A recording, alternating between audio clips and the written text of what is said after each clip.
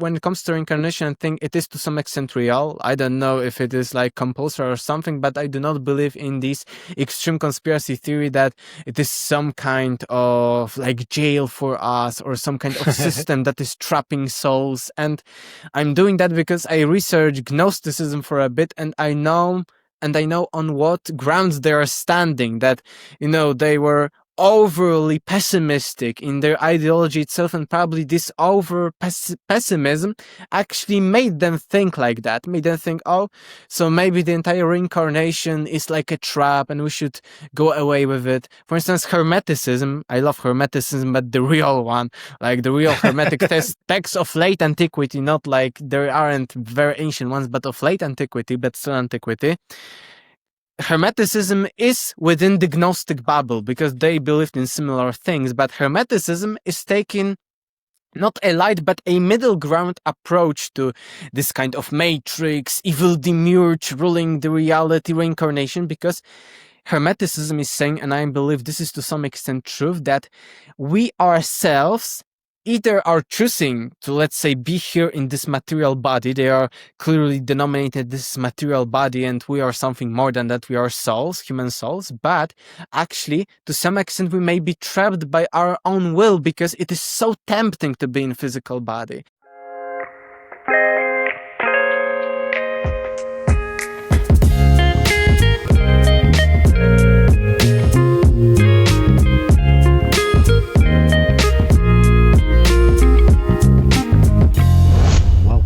Broaderlands Podcast. The opinions expressed on Broaderlands Podcast are those of the guest speakers and do not necessarily reflect the views of the host or Broaderlands Podcast. Alexander, welcome to Broaderlands Podcast. What an honor to have you on. Thanks for having me on. It's grateful to be here. As I was telling you before, I highly admire you because you're 20 years old and you have such a wealth of knowledge. 22 right now. 22, okay. 22 right now. Wow, so you're Not very that young anymore. Not 20. Wow, you have a wealth of knowledge, so I really, really admire you because when I look at my life at 22, I was a little thug on the streets. So yeah, it's just amazing. You amaze me. So it's an honor to have you on. Thank you. Maybe you could walk us into your past a little bit, and how'd you get into, what made you curious about ancient history, ancient civilizations, and the mystery of the universe? What made you question, mainstream narratives? Yes, that's a very interesting story because I started very, very early. I'm now 22. I wrote my book at 17, so I started even before that. And when it comes first, what interested me, I think it was natural for me with my environment when I was a little child. My mom used to be, back then, a historian. My dad was an engineer. And here in Poland, we have plenty of medieval castles that we were traveling into and, seeing there. So I think it was natural for me to have this history and be interested about this history. And I think, in Poland altogether, the history is a very important thing because we have a very, maybe not ancient history, but we have a very, very rich history. We were partitioned, so Poland didn't exist for 123 years, and we survived, like Polish language, Polish culture. So plenty of people who are proud of it, that, despite all of the Russification, so the Russians, you cannot speak Polish, you were, sent to Siberia, you were, went for the wars that weren't even yours, and on the other side, Germany, and at the bottom, the Austro-Hungarian Empire. So we in Poland are very proud of our history, and history plays a very crucial role in our identity, I would say. But when it comes to what led me to start questioning, especially the ancient history and, being interested in the biggest mysteries of the universe, of the world, and also history, I was always a good student. To some extent, maybe not like 100% ideal, but, like at the top. And we were having a change in the educational system, and it was my year when it comes to school was harder to get into high school from the middle high school because there were changes in the educational system at the time.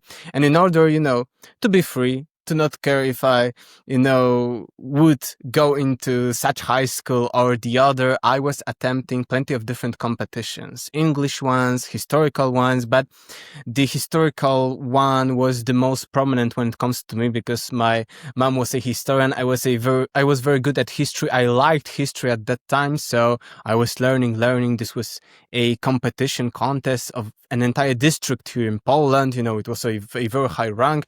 If you could achieve like top 10 or top something place in this contest, you could, choose whatever high school you were going into. So I went into it and, I studied because, it wasn't like on my level. It was a huge contest. So I needed to study all the history from even the prehistory, hominids, etc. up until nowadays. And I needed to get the knowledge from not even advanced high school. This was the middle high school of mine, but also academic knowledge. So I was learning, reading books so much. And then at one point I started questioning things because I think the first level when you are learning, I am learning, let's say, to pass the tests, pass the exams, or pass the competitions in this way.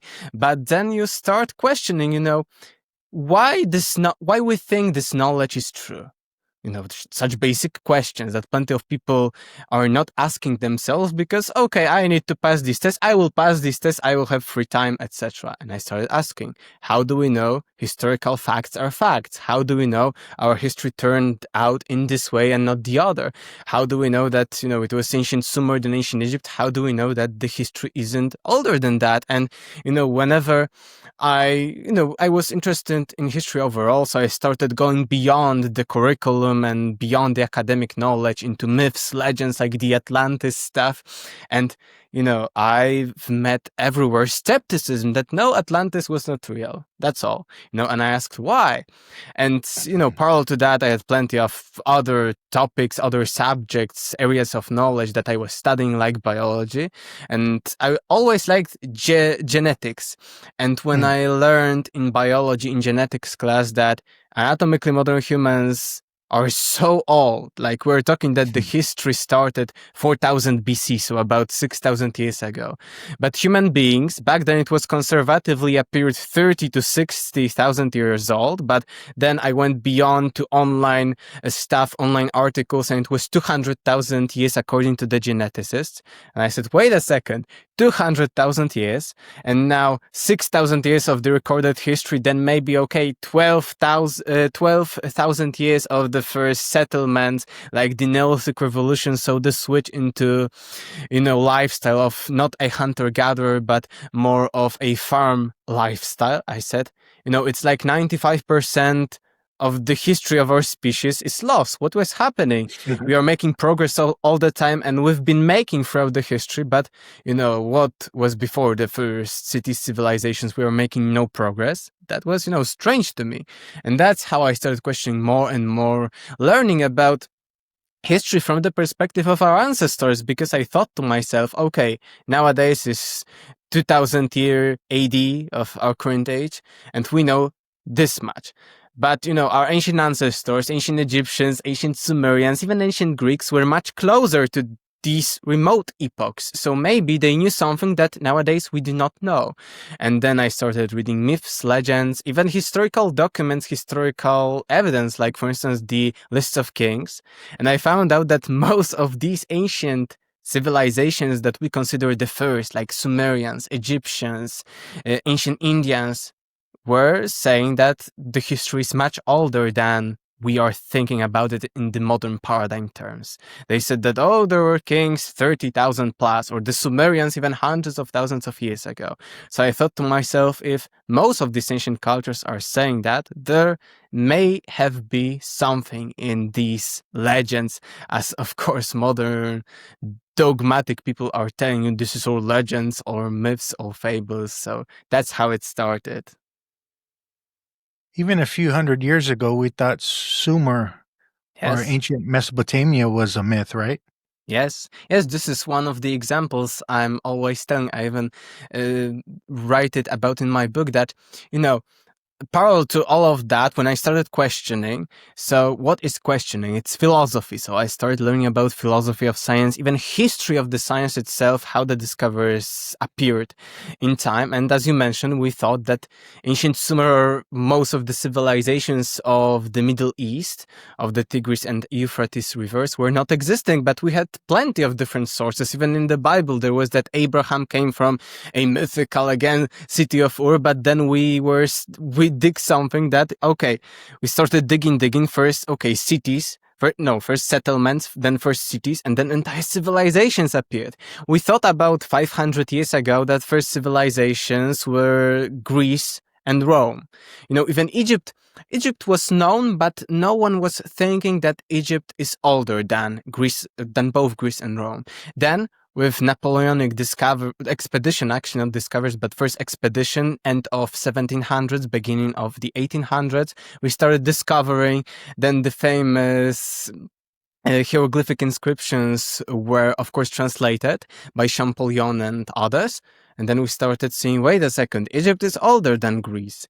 But then when it comes to Mesopotamia, it was only in 1840s, so less than 200 years ago, that we started realizing that there was something before both Rome, both Greece, both Egypt before, and that were the many civilizations, because it is not only ancient Sumerians, but many other civilizations. It was only in the 1830s that we started extensive discoveries, and that we started as, let's say, in the historical paradigm of that time, realizing that the history is older, so less than 200 years. So I think to myself, what would be in the next 100 or 200 years? What if we will be able to take the roots of civilization even back, and we are doing it all the time?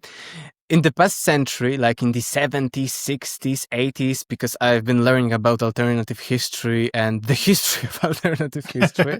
So, in the 70s, 80s, 60s, 50s, the biggest argument against them was, and I think it was at that time valid argument, when the theories appeared that Sphinx may be older because of the water erosion, that at that time that alternative researchers were proposing the dates of the Sphinx, of the pyramids, and any other monuments or Atlantis stuff, we didn't have at that time in the last century evidence that people were able to build stuff of megaliths or of huge blocks, because we were having no other example of people, let's say 10 or 12,000 years ago, building such things. But then 1994, Göbekli Tepe.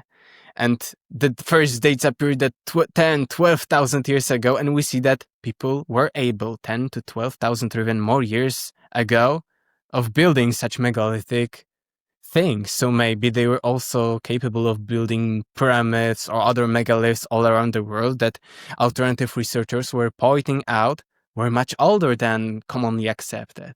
And the same is with the anatomically modern humans themselves. I mentioned that, okay, conservatively in my textbooks, they were a little bit out of date. It was 30, 60,000 years ago that humanity as we today, like our species, appeared. Then I found out, even genetically speaking, it was about 200,000 years, and I mentioned it in my book. But right now, I think a year ago, it was, conservatively still speaking, 315,000. So again, 60% taking back of the time of anatomically modern humans of its appearance.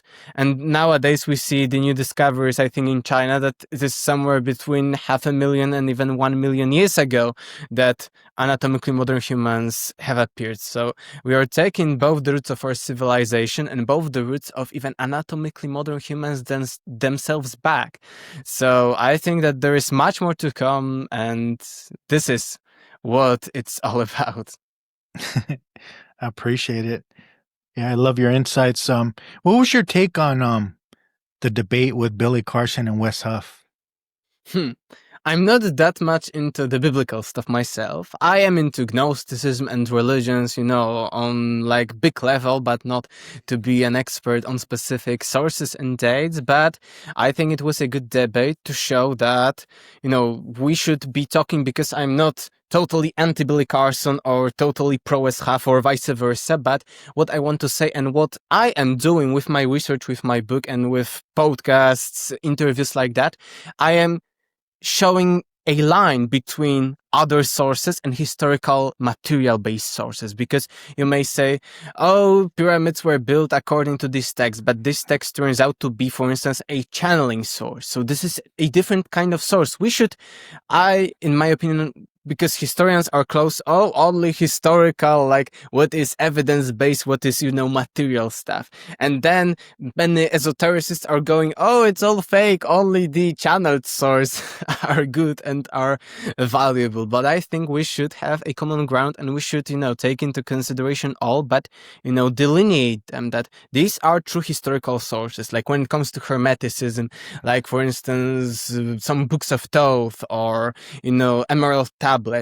There is an emerald tablet, which is a true historical source from probably late antiquity. Even Isaac Newton was translating it. And then there are emerald tablets of Doriel, I think is his name, and plenty of other than different channel sources. I've been into channelings. They are very interesting always, but I take them with a huge dose of skepticism, even if we accept that, because we can be like non-believers that, channelings are just imagination of particular individuals. We may say, channelings are real, but I say, okay, channelings may be real. I am into metaphysical, beyond physical and spiritual stuff, but I think that, even if channelings are truly not like from some kind of our soul or our subconscious, what if they are from negative entities? And what if these negative entities are telling us, half-truths and half-lies in order, to manipulate us? This is, I think, a very, very good scenario. It may be happening right now. So I take things with a huge dose of skepticism, and I think that, when it comes to Billy Carson and Wes Huff, I'm not that expert on these topics, on these sources, on this, but I think that it showed that some people, and I think Billy did that then, were too much, not showing, because it's easy, for virality to say, in this text, this is that and that. And people, wow, this is mind-blowing, because it is. But then when you analyze the source, this is needed. Critical analysis of the source, you will see that it is like, maybe not entirely fake source, but not historical one, like, or a channeling one, or some kind of modern one, like from Blavatsky or other Steiner or someone. So I think this is a crucial thing, to delineate the sources and, show that, okay, according to this source, this was like that. And we have some evidence to support that thesis in the physical realm of material evidence, but still the main idea comes from an esoteric source or from channeling source. So this is my take. No, I love it. Yeah, thank you. I think Billy made a point, but where he made a mistake was he was claiming that it was copied word for word, and I don't believe that was true. I think they inherited some of the stories from ancient Mesopotamia and turned them into the biblical stories. Wes Huff was the only reason why it looked like he won in a Christian standpoint is because he was correcting Billy with being a Christian apologist, he was correcting the linguistics, but I don't really think anyone really won. I think Billy was right, but he made some mistakes at the same time. Yes. Yeah. But I think it was well needed. I think I've been following Billy for a long time, and I love Billy Carson. He helped me think. But I think his fame kind of blew up his ego a little bit, and I think he needed someone just to poke that to come back and be humble again. Yes, So that's what I'm saying. It's easy, for the sake of virality or, of making a huge thing blow out in the social media space to say, Thoth was an Atlantean, the Egyptian god of Thoth was an Atlantean. But, there are clues, I would say, from my research in the true sources from ancient Egypt that are true historical records, but these are clues. And you may say, we have clues, but we still do not have the entire idea. But the idea that Thoth is Atlantean would be, that it is true 100% would be an esoteric one. Going back to Dr. Doriel, I've talked to you about this in the past, and I know Billy swears off of the emerald tablets. Like you said, there's an emerald tablet and there's the emerald tablets. Yes. But for me, I think there's red flags. I think it has knowledge. It has insight in that, regardless if it's historical facts or if it's just channeled wisdom. But I don't think those are I mean, why is it sounding? One of my red flags is why does it sound like the King James version of the Bible? Mm-hmm. And I think Yes, that's yes. interesting. I don't think they Yes. would be using that language. Mm-hmm. Oh, or maybe they were, heavenly, divinely inspired in the same way, both the King James Bible and, the Emerald Tablets. So who knows? No, I'm Yeah. joking, but yes, that's why I am taking into consideration them, but I would like to delineate because I think we shouldn't go into too much extreme because plenty of people go into too much extreme, going all academia, all the historical knowledge, all of the scientific knowledge is wrong, and we should only go into spiritual stuff and out of body stuff, etc. But I think that science is, I even say, from plenty of people think even modernly there is a narrative put onto us that science is like something coming for the truth, that science is about the truth. No, science from its philosophical standpoint, definition, and prior assumptions in the, what science is only a tool of getting the most accurate knowledge about the physical reality. But if we, let's say from a philosophical standpoint, say, okay, but what if there is something out of physical, metaphysical is beyond the domain of science. So the domain of science is a bubble of only the physical realm of matter and its interactions. And it has plenty of other limitations that I possibly do not agree, but I think this is worth noting. And I think that nowadays, I think science is very good at, the physical realm, all the technology like cars, engines, and so on. But I think we shouldn't be only in that bubble because it's like, okay, I want to explore the world, but I only accept black things, but not the white things. Or I accept squares, but not the triangles. So the same here would be at science. If we want to discover the truth, and we can still use nowadays science to, if we want something from engineering standpoint, we would use science and it would help us. But if we want to say, discover the meaning of life or discover spiritual technologies, which seem to be out of the domain of our modern physics, then we should, accept that there is something beyond. We shouldn't be so comfortable within that bubble because plenty of people want to be comfortable that science explains so much that maybe it's right with its predictions that we are only biological pieces of meat, biological machines. There is no external meaning, only the evolution and the survival of the not only species but of the fetus, etc. But this is a prediction of science. Science is so confident because it discovered so much, it debunked so many myths in the past, and I think nowadays there are also plenty of like myths, hoaxes, and grifters, let's say, in any spirituality, any religion, etc. And science became so confident that plenty of people started believing that science is the ultimate, the ultimate vision, the map of reality, just as we can have, let's say, world map of countries, but we can have also the world map showing us, for instance, elevation. Here are the depths of the oceans, here are the mountain ranges. We can have both, but science would be only, let's say, map of the countries not showing the mountain ranges, let's say. This is only within a certain domain. So I think it's important we shouldn't go into extremes, only accepting one or the other and excluding each other. I think we should go beyond, and we will see that both spirituality itself, without accepting and acknowledging the material world, would be one bubble. This idea of, we should, ascend and not be within this realm. We should, escape the matrix, escape the illusion. This would be one bubble. And the science, it's only material stuff. Spirituality is just, imagination and so on, is another bubble.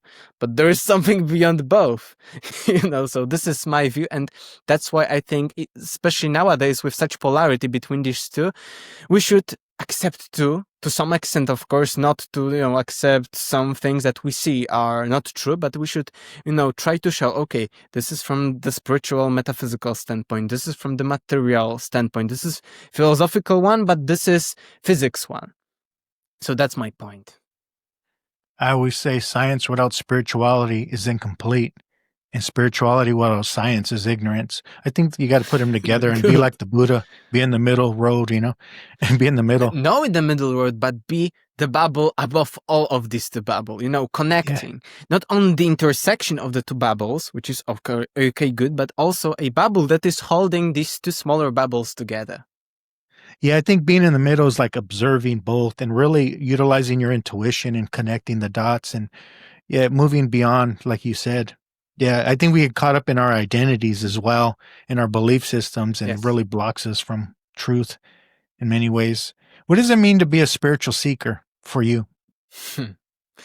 Spiritual seeker, from like a very solid definition, would be seeking something which is beyond the material, like part of our reality, the material world. So seeking something, that there is something more both within and both without in the world that we see around us, and go beyond the material part, not to be like this deeply into this matter that we are, not having any meaning in life, going by basic pleasures, but going beyond that and seeking that, okay, there is something more, what it is, and then exploring it ourselves.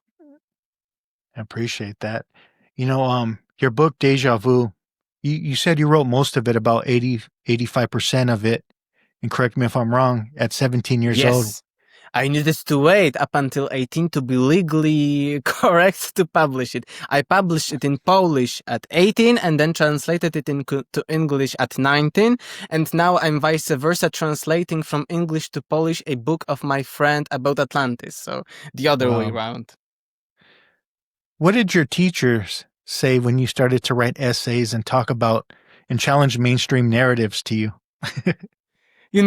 What is crazy for me was, and I don't want to judge anyone, but the teachers who were the most narrow, not in their knowledge, but in they're only locally at one place, at one district in Poland when it comes to schooling, were the most closest and against it. And the people who were like, for instance, we had a teacher who was teaching abroad at universities in USA for many years, but he came back, just to be chill here.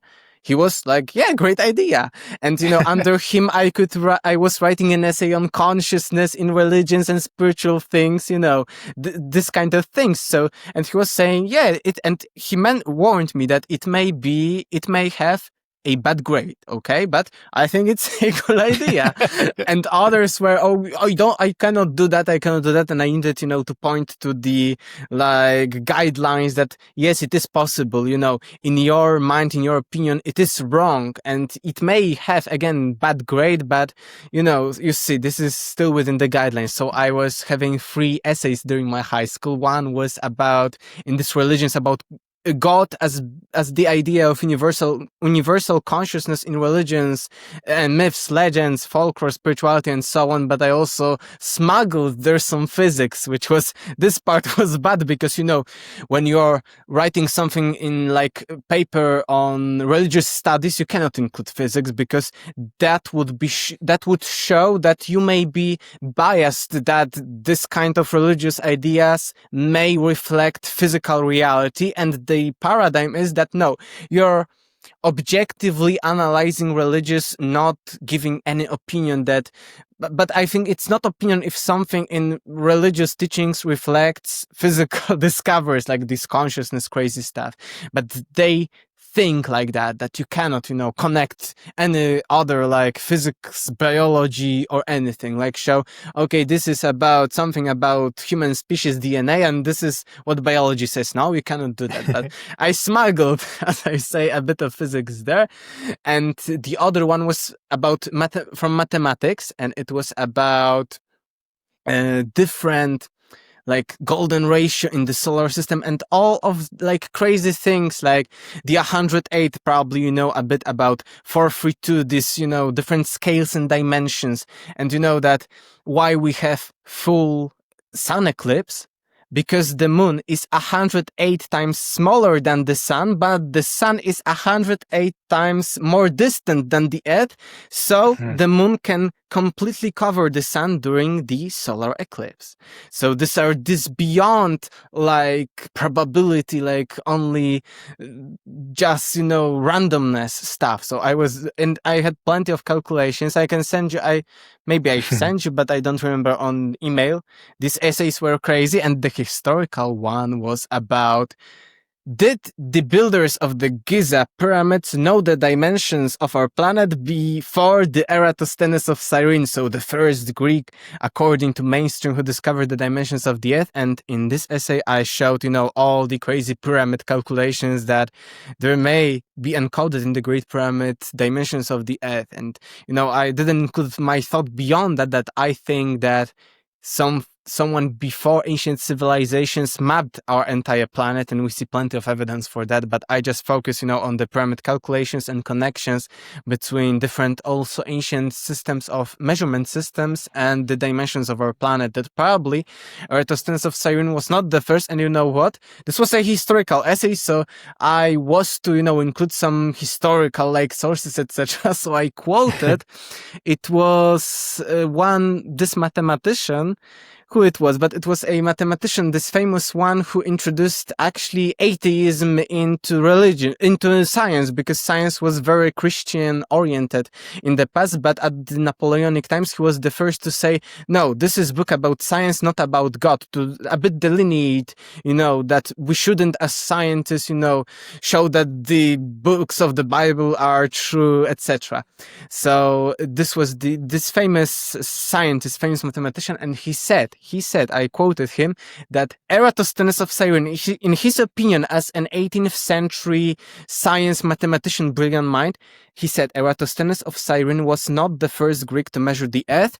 In his opinion, he only remade the discovery just as we may prepare a physics experiment. Like we know nowadays that this is the measurement of the Earth, and we can go with class, like school children do that. Let's say that, okay, gravity is this value. So let's do experiments about that to prove it correct. But we have this data before. So according to this mathematician, Eratosthenes only made such experiment as school children. He knew before the dimensions of the Earth, and he wanted to prove that they are right. He wanted to check out.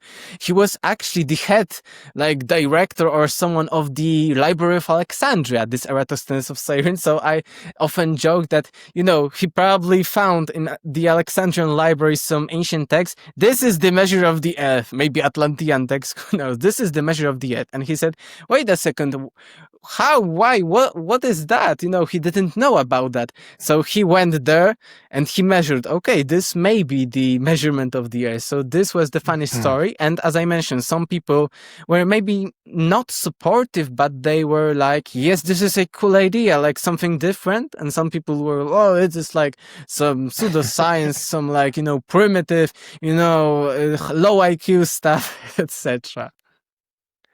I love that. There's a saying, mathematics is the language of God. Yes. Do you believe sacred numbers and geometry express consciousness itself? No.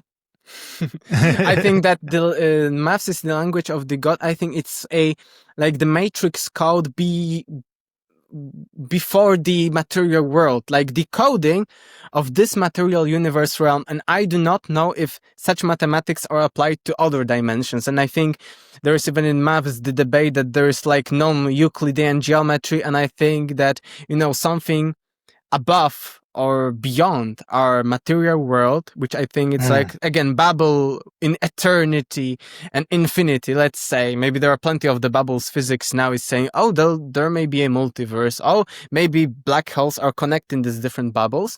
And I think that mathematics there could be completely different, the equations and everything, numbers.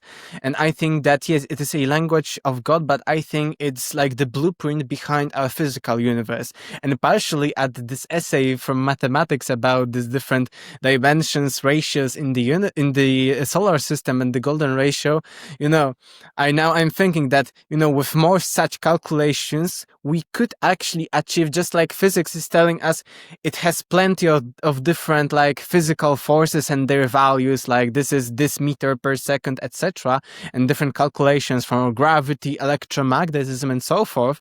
But I believe that with more of that, we could actually find they say the theory of everything, like one equation that shows the entire blueprint behind the material universe. And maybe with that, we could materialize things, just like, in these ancient yogis or even modern yogis, like Paramahansa Yogananda in his autobiography is telling about plenty of miracles. And I think, this would be the theory of everything, and this could help us manipulate the matter itself, the blueprint behind matter, and maybe, instant manifestation, which was in recorded history mentioned plenty of times. I think this would be the technological way of achieving that, but I think maybe spiritual powers could do that, beyond just a rational mind. So I think that the mathematics is the blueprint behind if I was coding a video game, I would code that. And, if I enter this game, let's say I'm some kind of person and there is this virtual reality world in this game. And, if I was so immersed, just as we probably are in this lifetime as physical bodies immersed in this video game, I would say, wait, this is real. Just as people are saying this virtual reality is so real and so on. In some years, it would be almost like reality. Just as in the Matrix, people are connected with the Matrix and they think it's reality. So I think the same with the video game.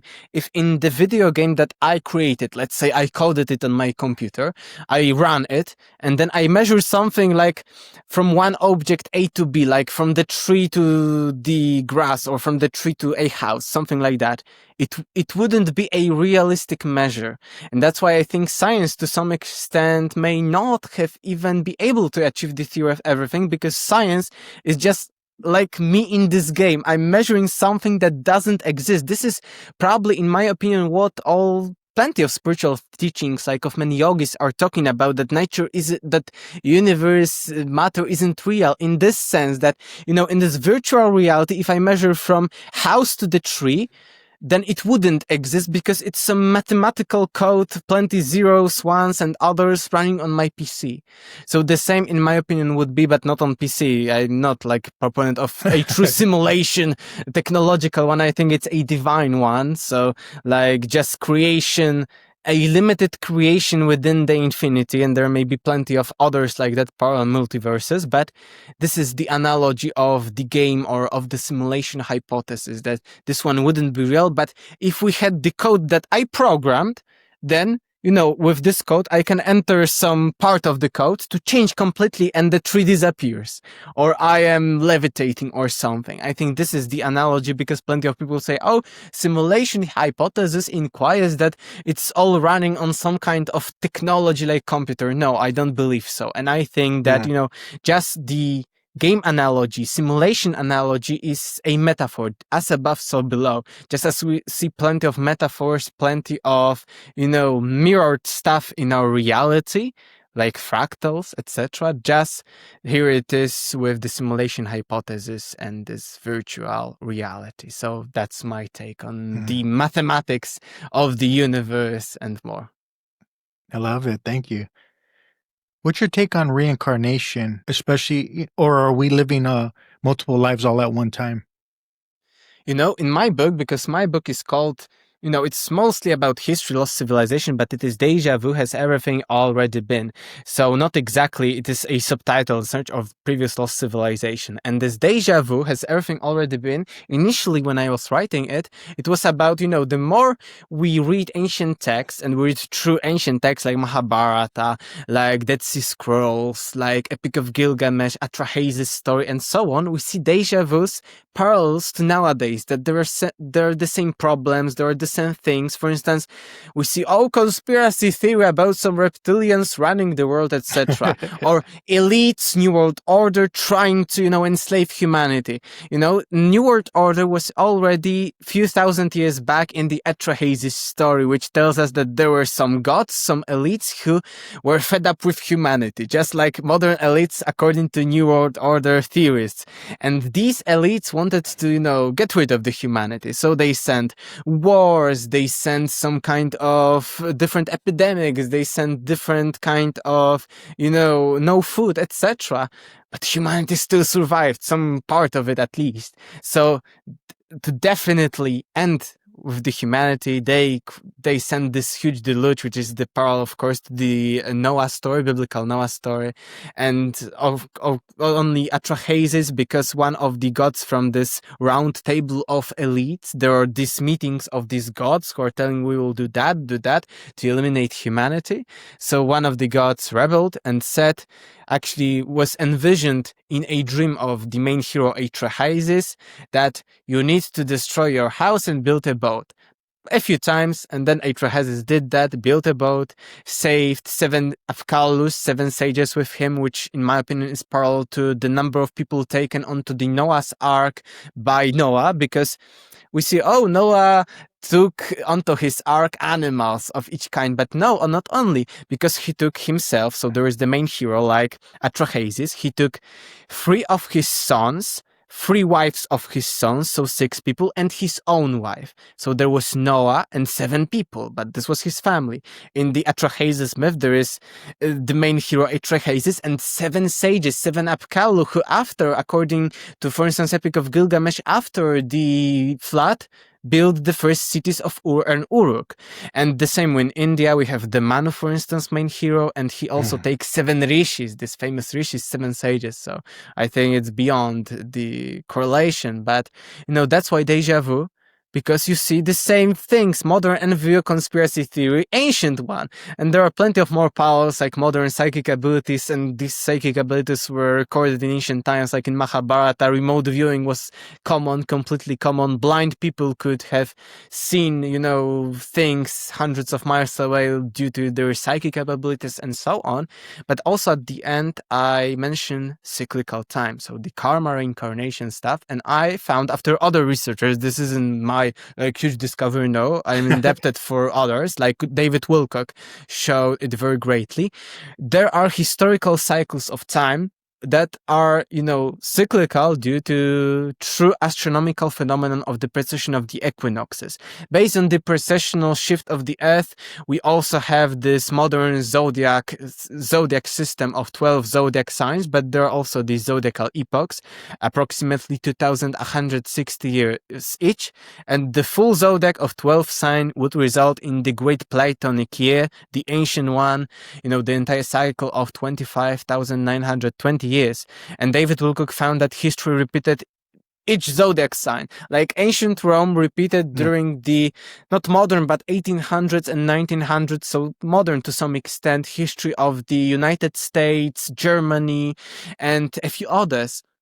And it isn't like one event, like a battle appeared exactly during the next zodiacal cycle, like there was a similar battle, similar people involved, similar countries. No, David Wilcock found, I think it is 70 or 80 years of, constant history. Like there was a war, treaty after the war, then there was a peaceful one, then an empire was upgrading itself or becoming from, in the case of this repetition, from the Roman Empire to the United States, the same years when United States was becoming at the end of the 1800s and beginning of the 1900s global power, because before that, United States was trying to aspire as a global hegemon, but then ancient Rome did the same, exactly 2,160 years before. And if you calculate it, with all this David Wilcock's calculation, if you add more to that, you will see that it is exactly, there isn't even like 2-3 years of difference. It's like a few months of difference, which may result in wrong calendar or something.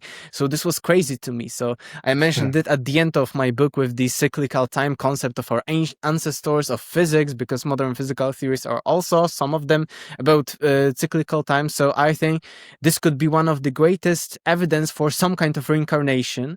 Maybe like, no, because there are different, as you mentioned, takes into the reincarnation, like parallel lives, constant, like reincarnate, died, reincarnate again. But I think this even shows us that it is like reincarnation is like the same energy, maybe that, wasn't solved or something karmically, someone would say who believes in karma, that happened, that manifested, that reincarnated this entire, because it was nations, it was a different completely scenarios, America, Rome, different technologies, but the same kinds maybe of problems, the same kinds of errors that these people were making. Okay, we are again starting war in the next karmic cycle. Okay, we are ending the war and now we are, getting militarized more and more, or becoming a power. So I think this is the best evidence for some kind of reincarnation, like the material one, because we may be also always skeptical about some kind of people who remember something, if they remember something beyond them, like maybe a child who had never access to internet or something. There are cases like that, but I think this is one of the best material evidence that there is something like reincarnation. And I think that when it comes to reincarnation, I think it is to some extent real. I don't know if it is like compulsory or something, but I do not believe in this extreme conspiracy theory that it is some kind of like jail for us, or some kind of system that is trapping souls. And I'm doing that because I researched Gnosticism for a bit, and I know on what grounds they are standing, that they were overly pessimistic in their ideology itself, and probably this over pessimism actually made them think like that, made them think, oh, so maybe the entire reincarnation is like a trap and we should go away with it. For instance, Hermeticism, I love Hermeticism, but the real one, like the real Hermetic texts of late antiquity, not like there aren't very ancient ones, but of late antiquity, but still antiquity. Hermeticism is within the Gnostic bubble because they believed in similar things, but Hermeticism is taking not a light, but a middle ground approach to this kind of matrix, evil demiurge ruling the reality, reincarnation, because Hermeticism is saying, and I believe this is to some extent true, that we ourselves either are choosing to, let's say, be here in this material body. They are clearly denominated this material body, and we are something more than that. We are souls, human souls, but actually, to some extent, we may be trapped by our own will because it is so tempting to be in physical body. Like just in the movie Matrix was based, of course, on Gnosticism and ancient different religions and philosophical thoughts and spiritual thoughts. And in the Matrix, there is a scene that they want to, this one of the person from the newest team wants to be inside the Matrix because he wants so much fame. He wants to eat this steak, such basic things. So according to Hermeticism, it was a little bit evil from the part of the demiurge who ruled this material reality, because he manipulated the body. He created the physical body, physical vessel, just as in plenty of religions all over the world, either Mesopotamian ones, the Mayan ones, there is a mention that people were made out of clay. And I think this is a metaphor for people being made out of matter, these physical vessels of ourselves being made out of matter, and we as humans are, spiritual beings. And that's why there is often a mention of previous attempts at these bodies that, were bad and were, not useful. So they were discarded, and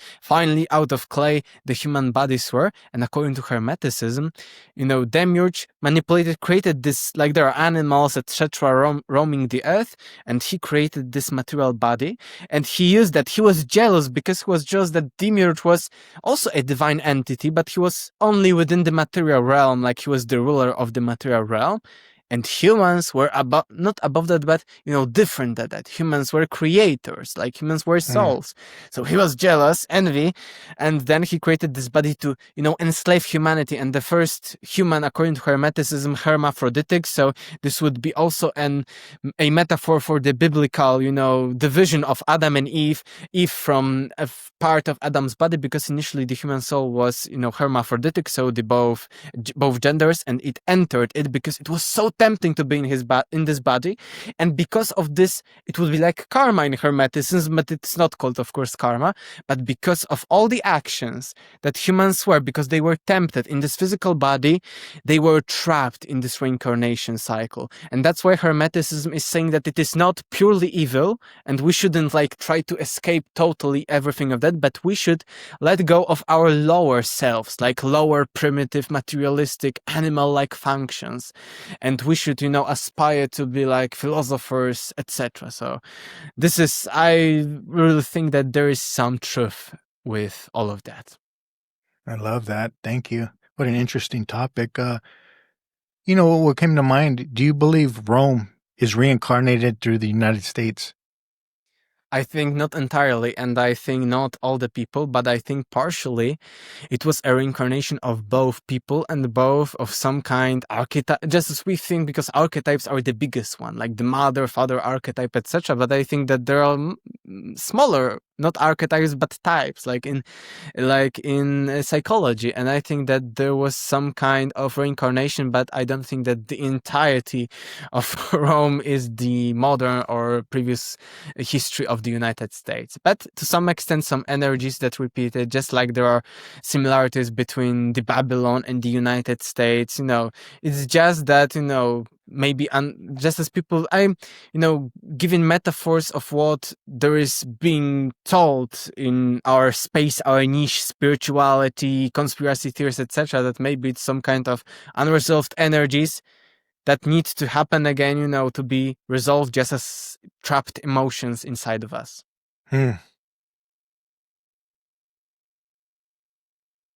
If you go to Washington, D.C., you see a lot of symbology of the ancient Kemet or Egypt or even the Yes. Maya civilization.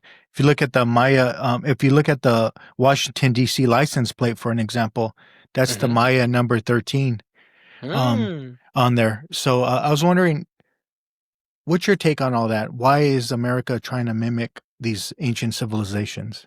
Yes, I mentioned, this is a great topic. I mentioned the occult Washington in my book when I show the examples of skeptics who are telling, oh, this is completely, impossible. This is just a coincidence that, that we are conspiracy theorists and we see all the meanings inside. They try to debunk that there is no meaning behind that, but I am showing historically that, for instance, the architects, I mentioned all of them in my book, were, for instance, high-degree Masons.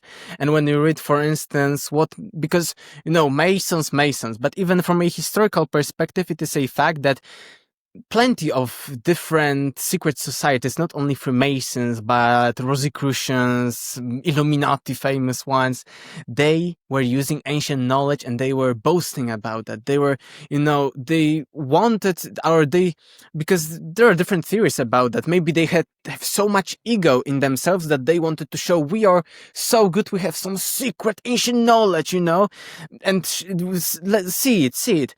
Or maybe they were truly preserving something. For instance, there is this famous book Kybalion. It is not also the ancient one, it is a modern one, but it says that, Kybalion was an ancient one in this book, in Kybalion. And I see plenty of parallels between the 7 Hermetic laws from Kybalion and the Hermeticism, true Hermeticism that I mentioned. I think 3 or 4 of the 7 are there in the ancient Hermetic text, but not the all, and never put together in this list like in Kybalion. But in Kybalion there is a mention that the Kybalion was an ancient not text, but idea, and it was, given from teacher to the adept through the ages because of the persecutions, because if we have written them down and people will see, just as Library of Alexandria and plenty of others throughout the history, it would be all burned. They would kill all of the members and this knowledge would be lost. And this is the main idea behind plenty of secret societies, that they are so secretive and they do not leave so many traces like text and documents for it to be not lost, because in the past there were persecutions, of course, burning of libraries, burning of books, burning of people, of course, too. So that's their idea. But they also say that, we preserve also this thing from, in Kybalion, this is not a quote but paraphrase, they say materialist pigs, that casual people, in my opinion, it's very negative, it's like egoic. It's not trying to, come to the truth, enlightenment, you're enlightened and you tell, these other people are materialistic pigs. In Polish, this thing, materialistic pigs, would be also, because if we tell someone is a pig, it's a very, very negative one, very in Polish, right? Maybe in other language, not so much, but still pigs, comparing someone to pig, right? So this is, the idea that they want to preserve this ancient knowledge, and they preserved some symbology, they were inspired by it, they studied it heavily, but also they were, negative in these manners. And when it comes to Washington, of course, I mentioned quotes in my book, it is based on true facts. For instance, the entire Washington, like DC, is based when it comes to the different streets and the biggest monuments, the famous like Washington Monument, which is the huge obelisk like the Egyptian one. Yeah. It is all based on astrology and like on pagan astrology and on these ideas from the occult texts, etc. So this is a fact that, at different, special days in the occult calendar of different secret societies, certain stars are aligned above the Washington. So it is all based on occult alignment. But also, even when it comes to the Washington Monument, it has like 3 everywhere or 5 in it. It's even the design of it, the dimensions of it are all, based on this occult knowledge. So this is a fact that Washington DC, I have here this chapter. Wait, I will show you maybe. It's chapter 7. And when I'm talking about this, I'm talking about Egypt, but also about such approach, that it is all, just nothing. Here it is. Sorry, but, here it is. I'm debunking because there is a book. There is a quote from the skeptics, right? In his classic 1952 book Facts and Fallacies in the Name of Science, the science writer Martin Gardner, famous skeptic, I think he's like the main head of Skeptic magazine or something, revealed the poignant problem with patternicity. And patternicity is like, we stupid conspiracy theorists are seeing patterns everywhere, secrets everywhere, but it is just randomness, just as the universe came out randomly, okay? I believe there are some randomness in the universe, of course, but, this patternicity thing, according to them, is, their over-interpretation of things for their, it's fake.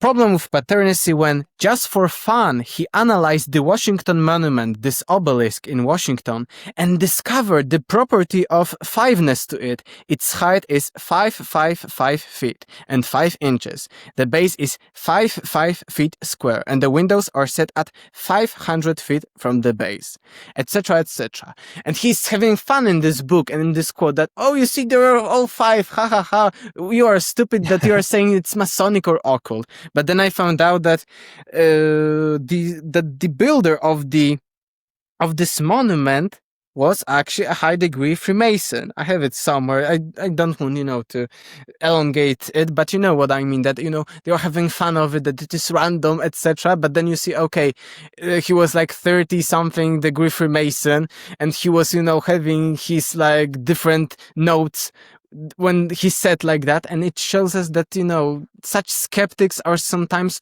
overly, they are biased towards their own belief that there is no pattern, that there are no patterns anywhere and everything is random. So yes, I think that it is all occult when it comes to Washington DC. Even Washington was, with this stone, it was created with the stone at the beginning. So yes, I think it's all occult, and it's a fact that secret societies like Freemasons and many others were into this ancient knowledge. And plenty of people, one last thing, sorry for being so long with these answers, but you know what?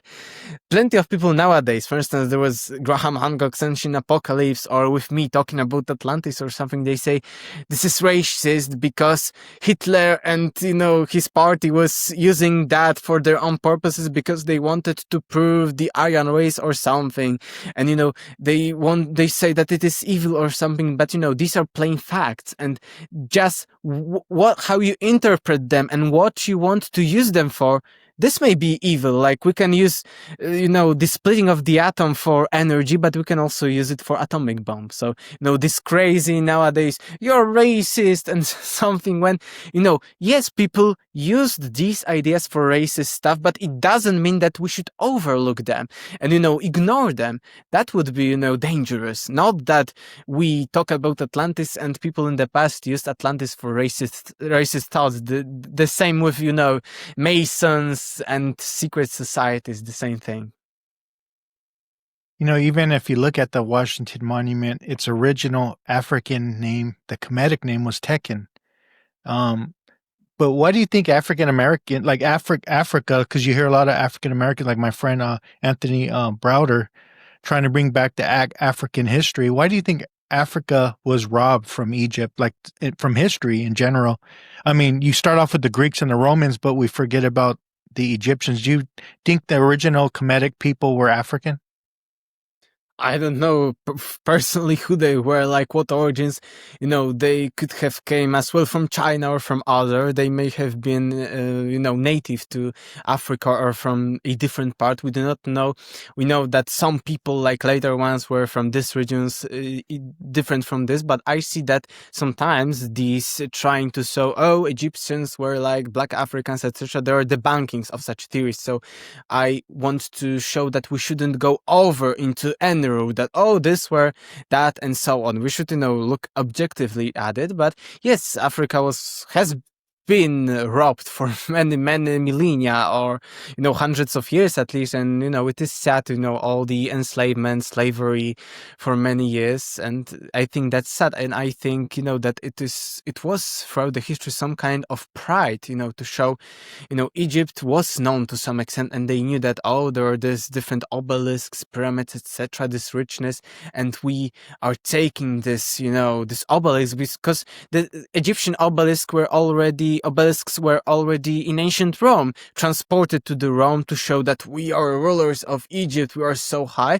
In Vatican there is one, now you see recreation of that in Washington DC, so it's, I think, a bit of egoic one that yes, we are robbing this land, and the rest of the African history, from what I know, is sad that they were robbing the African history with the slavery, and because of the slavery and colonialism, of course.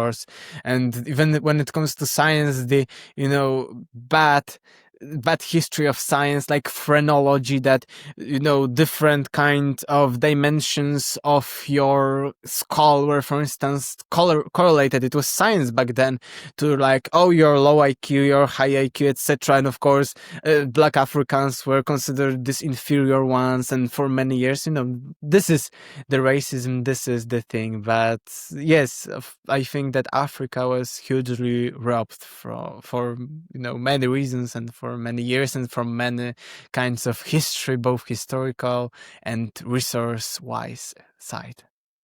Now I think about it, I think there was an African European man who helped design Washington, D.C., but he didn't get any credit for it, which is pretty interesting. Yes. Yeah. Yeah, it's just history, interesting. Even the Olmec people, do you believe those Olmec heads were African, or were they like Polynesian, Lemuria? What's your take on that? Or were they just indigenous people the in the first Americas? thing when you see them, it's these are Africans, right? But I see nowadays plenty of different arguments for and against, and I think that we do not have we have arguments against their African origins. So I think that it is still unresolved questions. Some say that it is resolved, these are not Africans, and the others would say it's resolved, these are Africans, 100% sure. So I don't know, but Africa, it's on the Atlantic Ocean to sail from Africa to, South America. So I do not see a big problem that in very, very ancient past people were traveling like that. We know that, for instance, ancient Egyptians were having deep sea voyages, so they could cross even oceans with their boats. They had such boats. We see that, Australians, indigenous Australians were also traveling for long distances probably. So I do not see any problem with this idea Columbus discovered America and so on and so on. There are so many arguments nowadays. I think it's becoming mainstream that the Vikings were the first, but I mention very often Plato. I think that Plato, from his, tale of Atlantis, maybe it wasn't Plato's knowledge, but, Egyptian knowledge about Atlantis, because it was Solon who went to Egypt, who heard about the story of Atlantis. When Plato mentions in Timaeus and Crete as the geographic location of Atlantis, he is describing, and it is again against skeptics who say, Atlantis was some kind of, sunken small island on the Mediterranean, and that's how Plato invented this story. No, because Plato Plato is telling us that, okay, there is the Mediterranean Sea, there are the Pillars of Hercules, and they say, oh, Pillars of Hercules are not the Gibraltar which connects the Mediterranean with the Atlantic Ocean. But Plato says, okay, we have the Mediterranean, we have the Pillars of Hercules. In front of them, there was this Atlantis, and then there was what we call the ocean, Okeanos. And this Greek Okeanos is the ocean, Atlantic Ocean, a bigger body of water than Mediterranean. So again, for the sake of Atlantis, it was somewhere on the Atlantic Ocean, according to Plato. And then Plato says that then after this Okeanos, after the Atlantic Ocean, there was a huge continent surrounding it. And when you look, like, take 90 degrees of the map and sail out of Mediterranean into the Atlantic Ocean, you see that both Americas, or like 3 Americas if you say that, oh, there is the Middle America, are like a continent that surrounds the Atlantic Ocean. There are only a small gaps, in the Arctic and in the Antarctic region.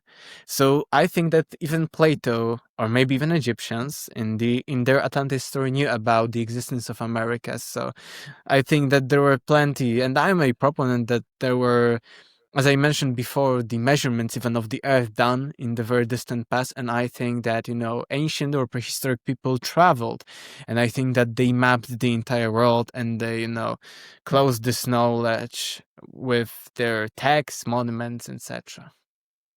So I think, yes, it's possible that Olmecs are African, but if, someone has a definite claim, because I'm not like that much into the Olmecs especially, but if someone has definite claim that no, they weren't, maybe yes, who knows?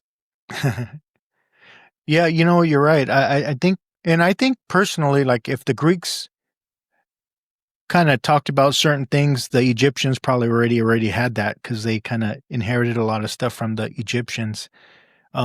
But at Manly P. Hall, he wrote something that the Greeks, and something you said, the Greeks were already aware of the Americas, which is pretty interesting. Yes, but it's a clue. We do not have 100% of the evidence. Yeah, appreciate that. You brought up negative entities earlier. What's your take on negative entities? And you hear about false light.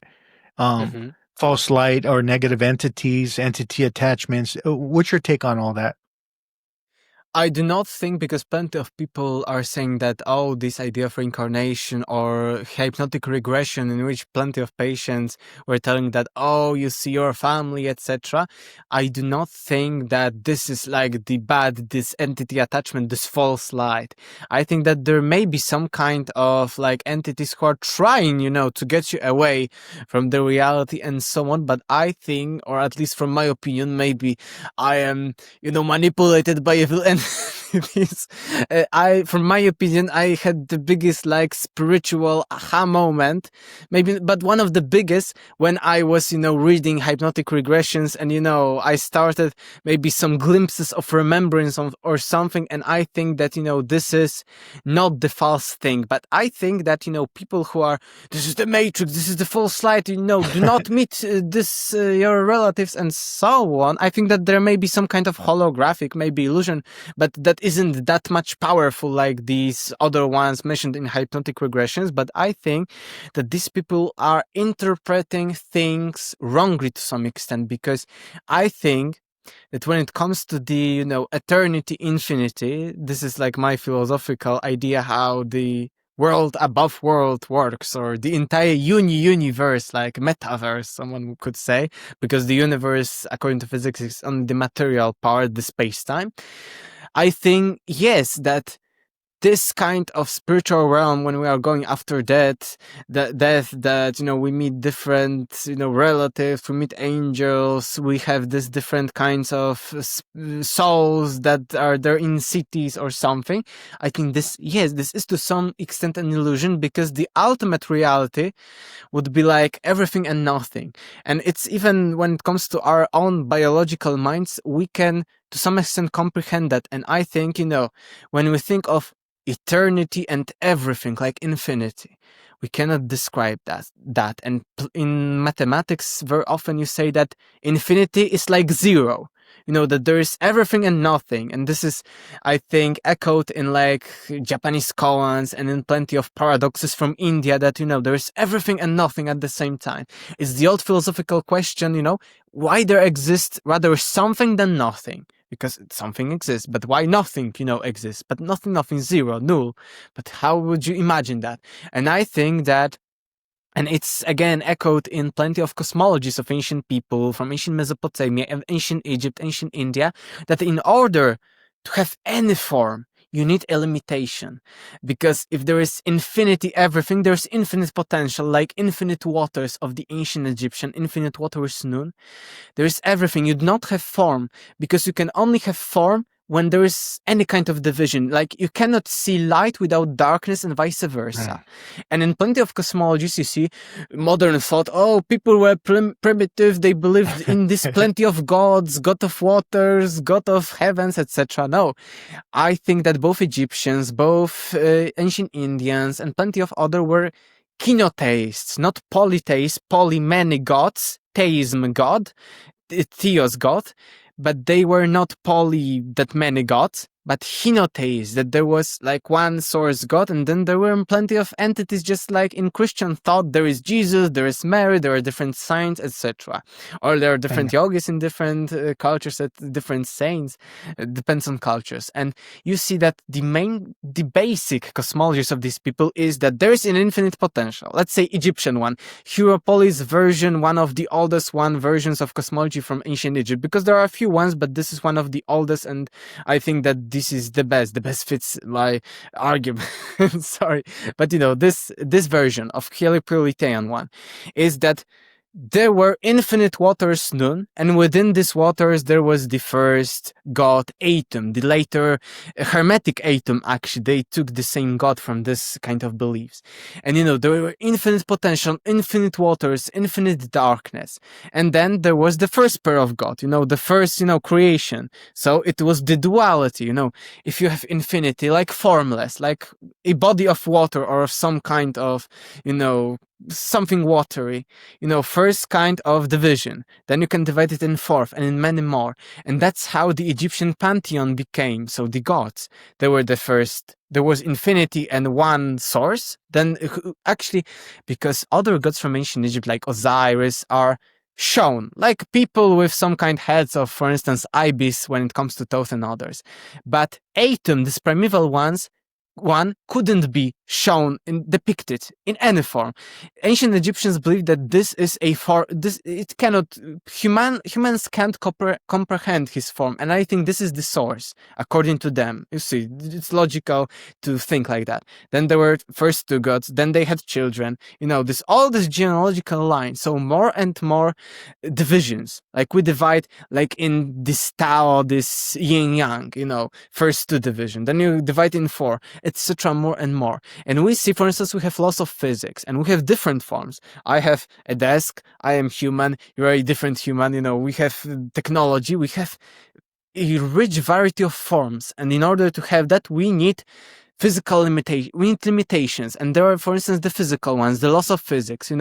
If we didn't have gravity, what we would be flying? Would be not flying. It could be strange. If we didn't have like electromagnetism or any other kind of force, or maybe we'll be growing infinitely, or we wouldn't grow at all. We need to have like some kind of limitation. Like, as I mentioned, right now I can, let's say, code infinite number of different games, like open world games, closed world games, etc.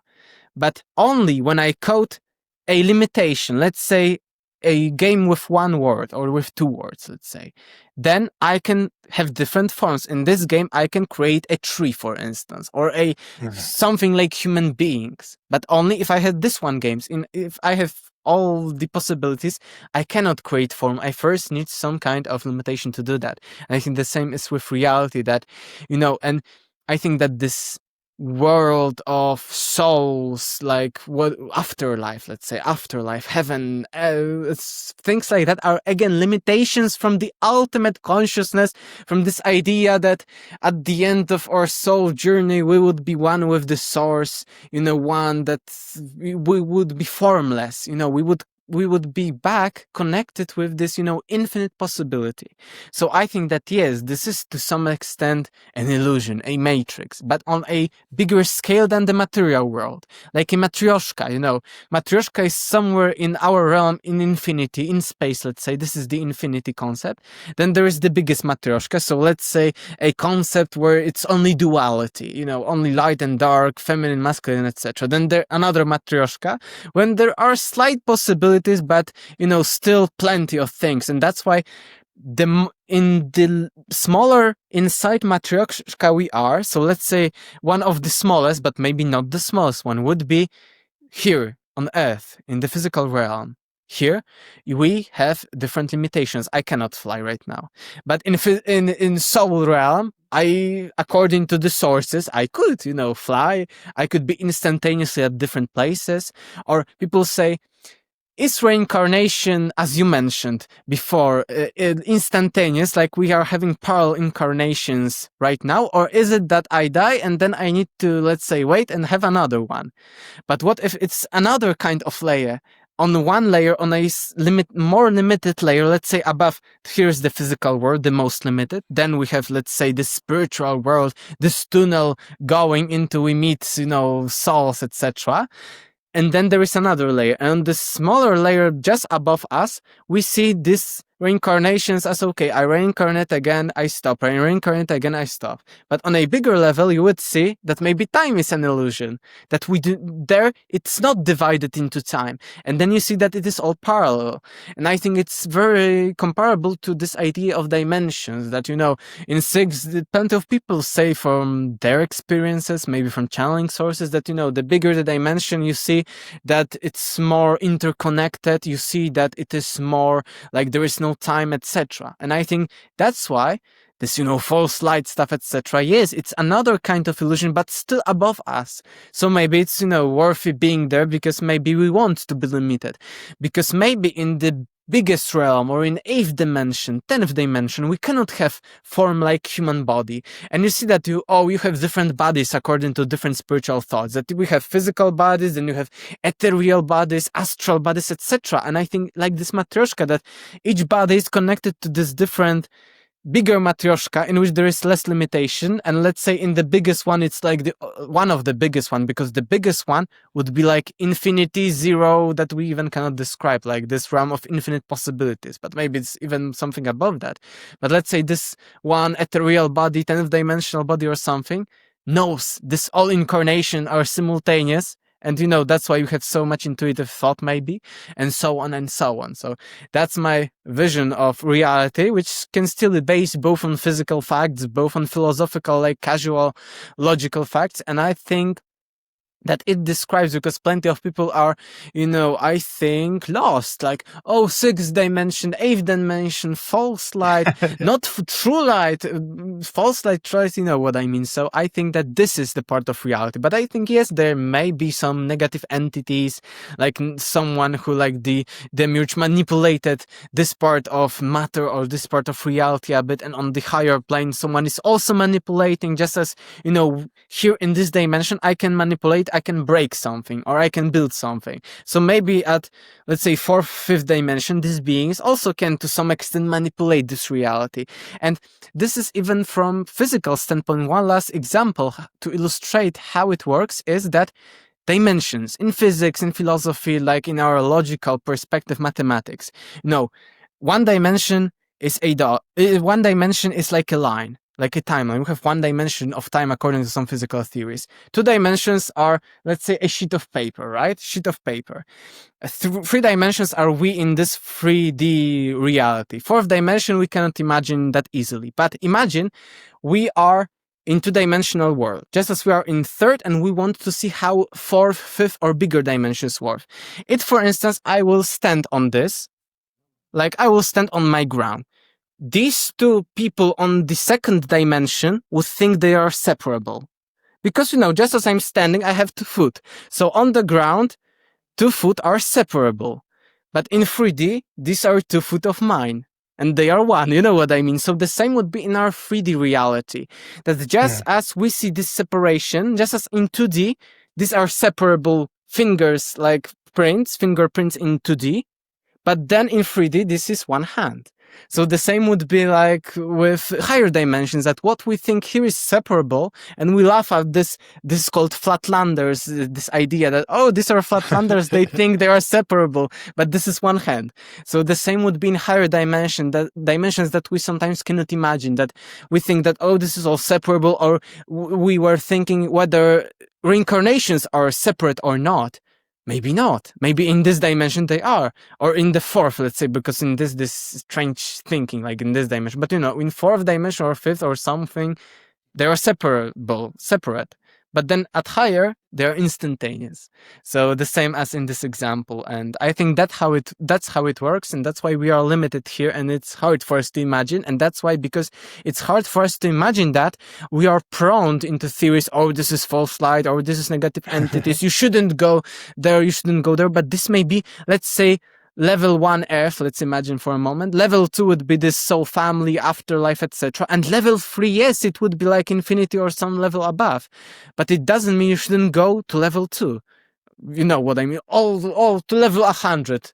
Sometimes you need, to go step by step. And I think just as it's mentioned that people after reincarnation need, a bit to, be ready with the environment of another dimension. So maybe you need to you're here on Earth, you die, and you need to wait a bit, an astral realm or another realm, and then you go higher. Maybe you can go, just as it's mentioned, the soul can go into plenty of different, dimensions. Like they say, oh, soul can go 6 dimension, oh, this much dimension. Maybe, this is what they mean. I love that. Yeah, I don't get caught up in the numbers. I just know there's many dimensions. Yes.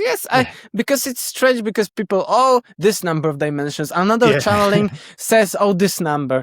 And it's very interesting, because sometimes, like, there are channelings I have here in my bookshelf, like Ra channelings, the law of one or something, and they teach the law of one, and they say they are entities from the 6th dimension, I think. But, what if we channeled entities from the 7th dimension? They would say, just as we do these flatlanders, that, oh, you're stupid, you're sane, and you're and the same goes from all of these different kinds.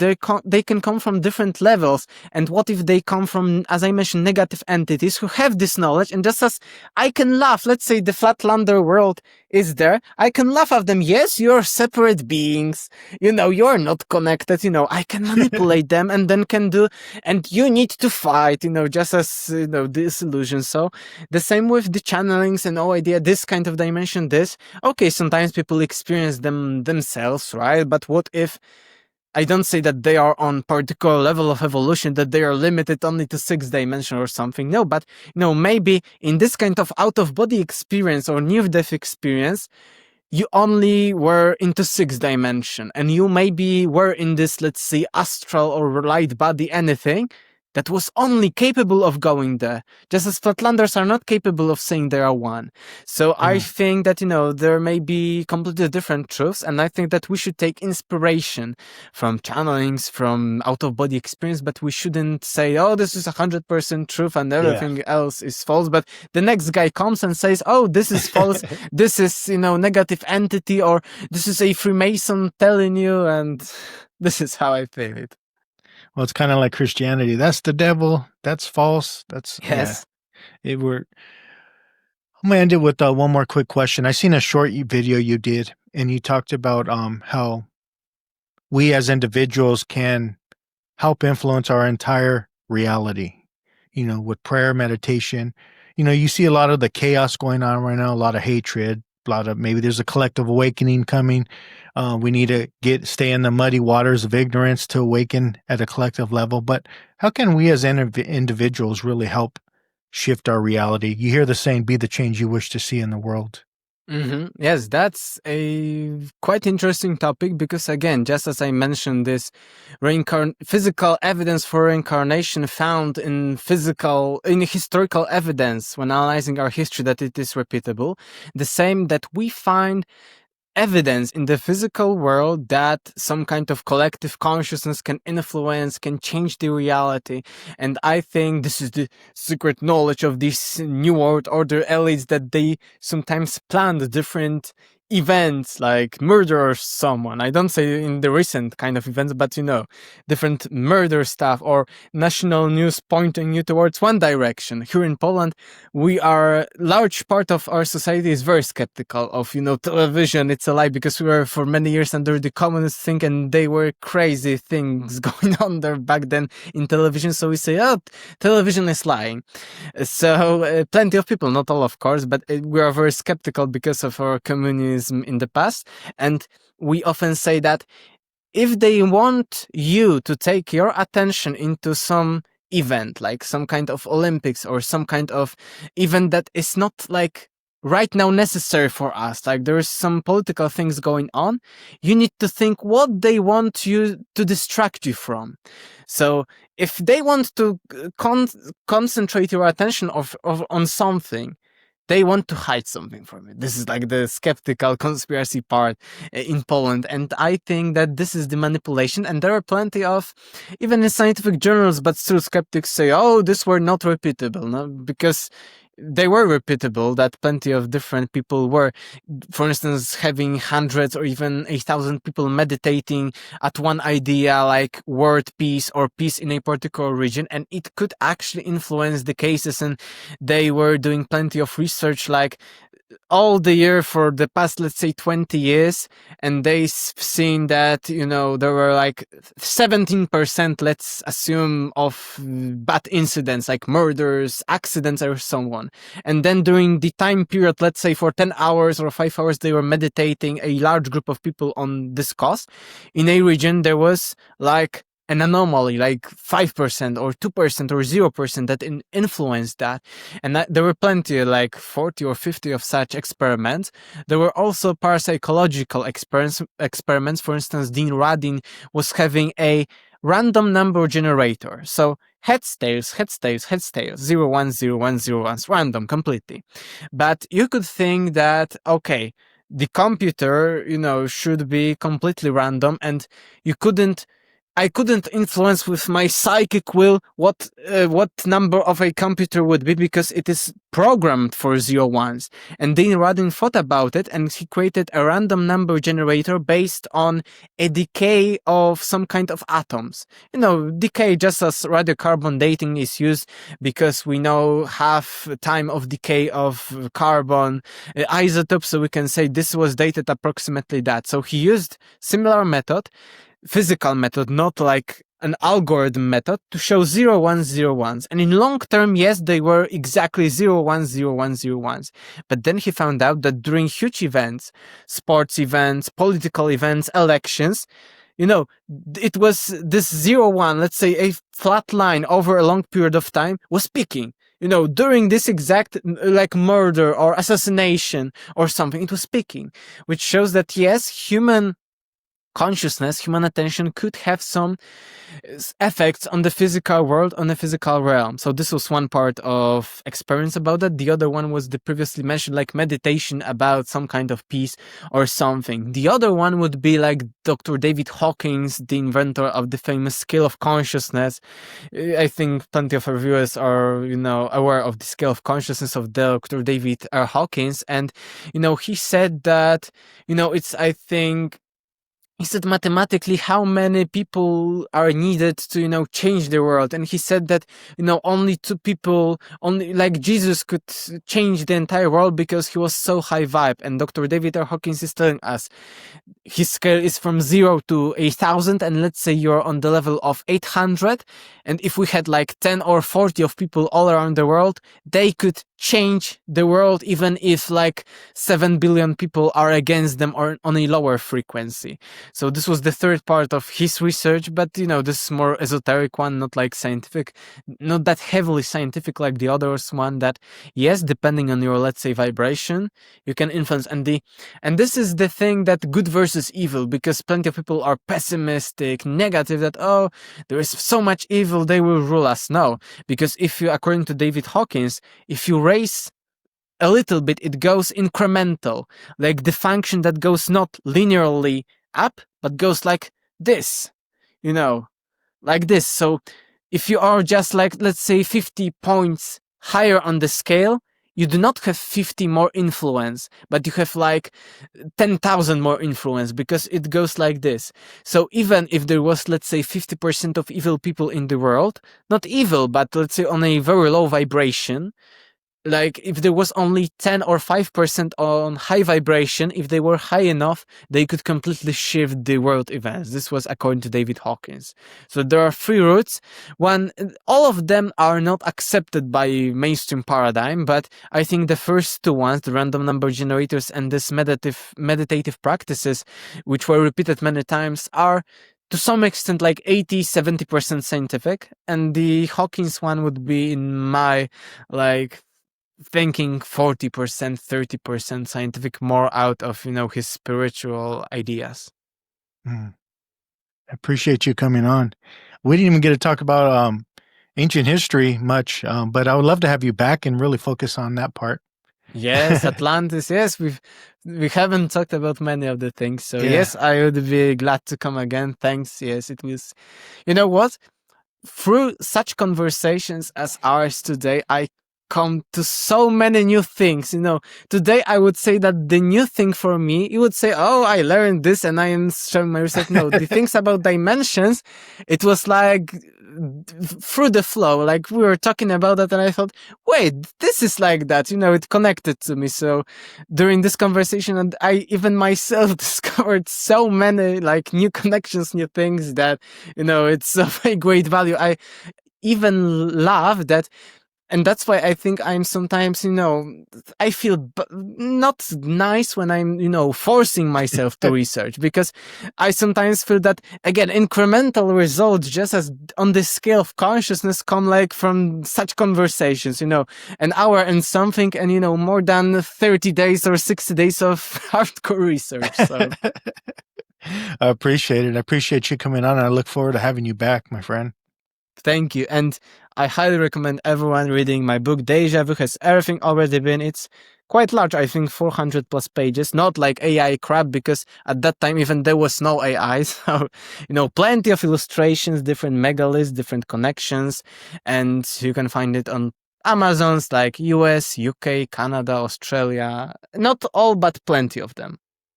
Awesome. Any other links, send them to me and I'll upload it on my... Yes, but if someone, wouldn't find a link, just copy paste my name and surname and you will find me like on YouTube, Instagram, Facebook, and plenty of others. But if it is with Polska, so Polska, it's Polish one. So, check for the other one, but you will find me very easily. Thank you. Thank you too. Talk to you soon. Namastizzle. Just know we out here. Know we out here working in a major way. Had to speak on it just to make a play.